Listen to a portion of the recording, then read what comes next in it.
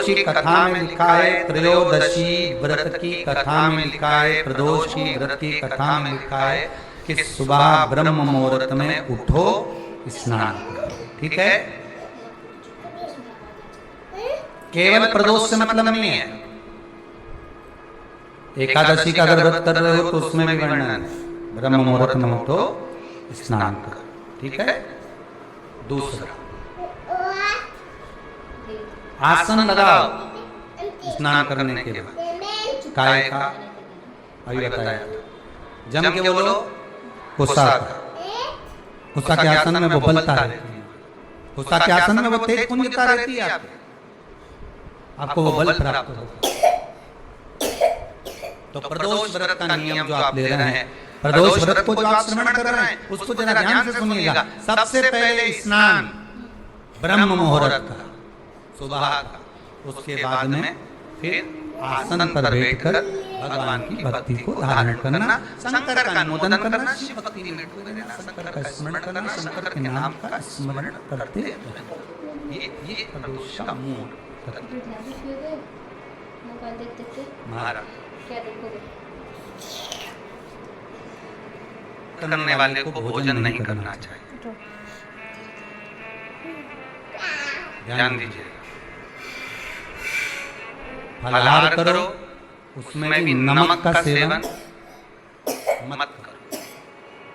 प्रदोष व्रत में नमक का सेवन वर्जित होता है। कारण क्या कारण होता है उसका? की वर्जितता जिस समय पर एक नगर, बहुत भाव से सुनिएगा, प्रदोष व्रत नमक को त्यागने का भाव। प्रदोष व्रत की किताब में भी मिल जाएगा आपको, आप पढ़ेंगे तो सुना होगा आपने। एक ब्राह्मणी रहती थी एक नगर में, उसका पति नहीं था, छोटा सा बालक एक साथ में रहता, छोटा सा बालक। अब ब्राह्मण के घर की धर्म पत्नी है, ब्राह्मण कर्मकांड करने वाला, पूजन करने वाला, पाठ करने वाला, अनुष्ठान करने वाला, पूजन करने वाला, मंत्र जाप करने वाला, भगवत भक्ति में डूबने वाला ब्राह्मण तो चले गया, ब्राह्मणी बच्चे के साथ रह रही। क्या करे, अकेली निवास कर रही,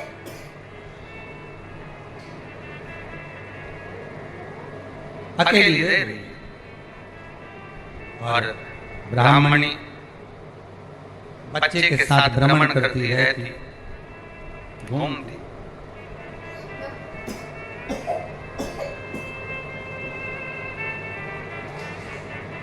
कहीं कहीं दर जाकर कुछ भिक्षा को मांग कर लेकर आ जाती, और भिक्षा लाने के बाद में उस भिक्षा को जब लेकर आती तो अपने बच्चे को भी खिलाती और स्वयं भी उसका पान करती।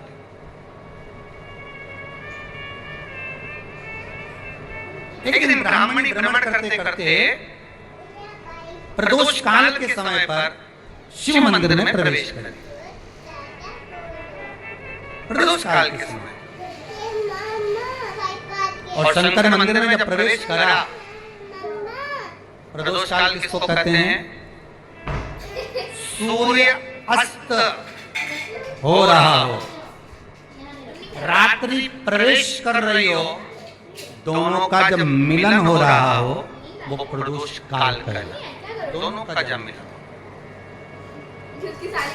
सूर्यास्त हो रहा, रात्रि अपना चरण बढ़ाने के लिए आगे बढ़ रही हो, और दोनों का जब मिलन हो रहा है वो प्रदोष काल है, वो प्रदोष का समय है।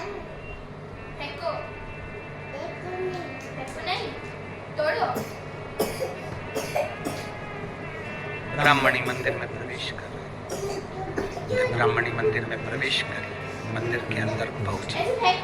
प्रदोष काल का समय था, प्रदोष का समय चला, और प्रदोष काल के उस समय में, प्रदोष काल के उस समय में जब ब्राह्मणी ने देखा कि कोई भगवान की भक्ति में लगा हुआ है, भगवान के रसतत्व में डूबा हुआ है, आज ब्राह्मणी के पास में कुछ पदार्थ नहीं है, अपने बच्चे का पेट भरने के लिए कुछ सामग्री। आंटी गिर चुका है दूध। कहाँ गिरा? जल्दी उन्हें मार देंगे अब हम तुमको, भगा देंगे दोनों लोग को, कूदत हो जाओ यहाँ सुता ही नहीं देवे इसी में।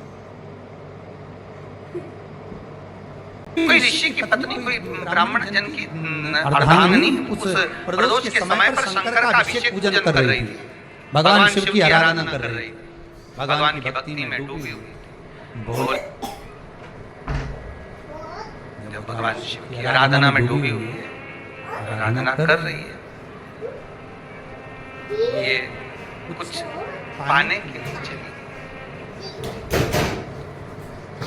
ये कुछ पाने के लिए गई और इसके मन में आया कि मैं कुछ, मुझे भोजन का कोई पदार्थ मिल जाए, मुझे कुछ भोजन मिल जाए, और जब मुझे भोजन मिल जाएगा तब मैं जो पाऊंगी अपने बच्चे को भी पाऊंगी।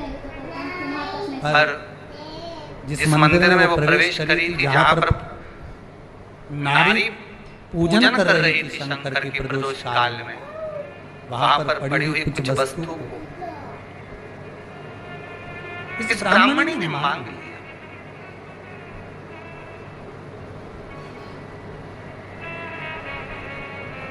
मेरे बालक को बहुत भूख लगी है, मेरा बच्चा बड़ा भूखा है, इसके भोजन के लिए थोड़ी सी सामग्री दे दीजिए, इसके भोजन के लिए थोड़ा सा कुछ रसतत्व दे दीजिए। उसने उठाया थोड़ा सा पदार्थ कुछ जो उसके पास में था वो दिया। जब दिया तो देने के बाद जब उसे प्राप्त हुआ और होने के बाद में जब वो मिल गया उसको, तो उसने उस समय पर उस पदार्थ को जैसे ही मुख में लिया, लेते ही कहा इसमें तो स्वाद नहीं है।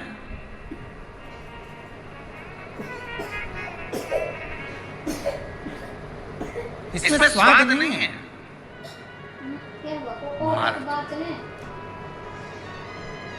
ब्राह्मणी ने जैसे ही मुख में लिया तो ये श्रेष्ठ नहीं है।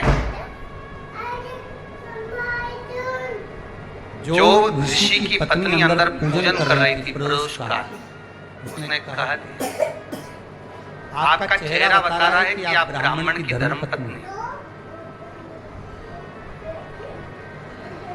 पर आज आप दर दर जाकर अगर भिक्षा मांग रही हो, दर दर जाकर अगर भीख मांग रही हो, दर दर जाकर भिक्षा तो मांग रही हो, तो इसमें आपके पति का दोष नहीं है, दोष आपका है, क्योंकि आप भगवान के प्रसाद में भी जो स्वाद देखी थी ना, ये आपका एक जन्म का नहीं है, ये ना जाने कितने जन्म का है।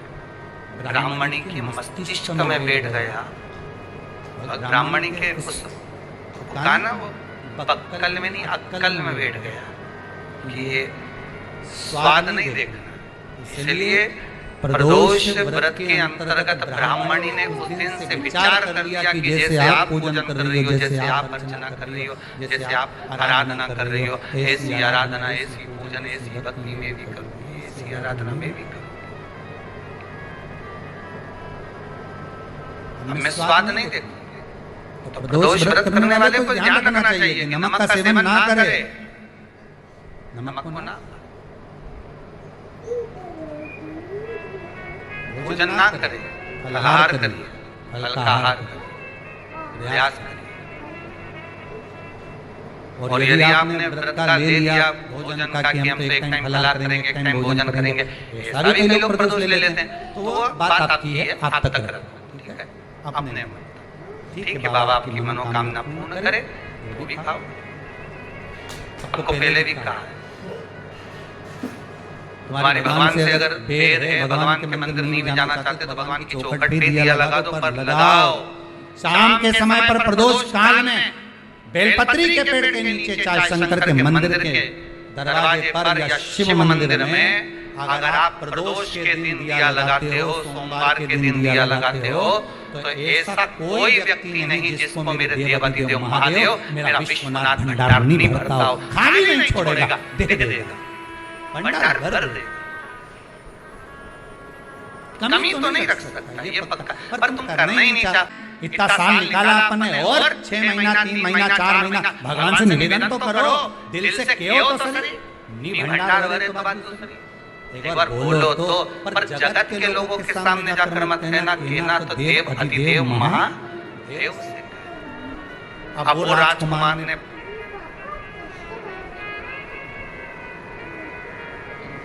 आगे वर्णन आया, प्रदोष व्रत करने वाले को प्रदोष के दिन प्रयास करना चाहिए कि रात्रि के समय पर आधा घंटा 10 मिनट 20 मिनट जागरण करे। जागरण मतलब थोड़ा भगवान का भजन कर।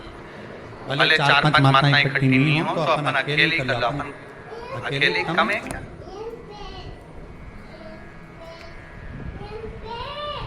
अपन कम पड़े आराधना के लिए जागरण करो। जब आपकी 11 प्रदोष हो जाए, 26 प्रदोष हो जाए, तब उद्यापन करो। उद्यापन 2 ब्राह्मणों को जोड़े से बुलाओ। ब्राह्मणों को जोड़े से बुलाकर उनके चरणों की पूजन कर कर आराधना कर कर सुंदर मंडप तैयार कर कर भगवान का, उसमें सुंदर रंगोली डालकर मंडल बनवाकर पूजन करो शंकर भगवान की। प्रदोष एक दिन पहले गणेश की आराधना करो, पूजन करो, और प्रदोष वाले दिन जो मंडल बनाए हैं पूजन अर्चना करने के लिए जो स्थान दिया है उसकी आराधना करो। खीर की आहुतियां दीजिए 108 बार। जो ब्राह्मण आए उनके माध्यम से मंत्रों द्वारा पूजन कराकर खीर की आहुतियां शिव महाराज। फिर ब्राह्मण को जोड़े से भोजन कराकर चरणों को नमन कर कर दक्षिणा प्रदान कर कर निवेदन कर कर ब्राह्मणों से कहें, हे ब्राह्मण देवता, आप हमें आशीर्वाद प्रदान करें कि जिस प्रदोष का हमने व्रत किया है उस व्रत का पुण्य फल हमें प्राप्त हो। ऐसा ब्राह्मण चरण को नमन कर कर